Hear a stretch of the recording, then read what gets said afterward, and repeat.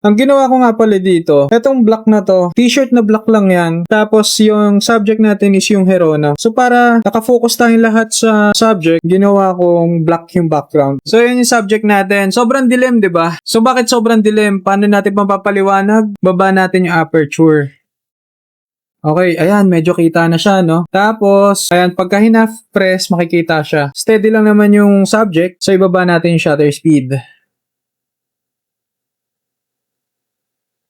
60. Kahit naka-tripod tayo, gawin na lang natin 60. Madalas kasi handheld pa rin natin yan eh. Minsan lang naman tayo magdala ng tripod. Doon tayo sa makatotohanan. So, medyo madilim pa rin. Taasan natin yung ISO from 100.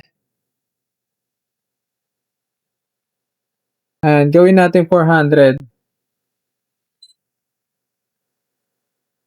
Okay, ito yung sample shot. Tapos, meron pang isang option. Patayin yung ilaw. Gagamit tayo ng ilaw ng cellphone. Pero hindi yung flashlight ng cellphone. Yung ilaw lang ng screen. Taasan natin ng konti yung ISO.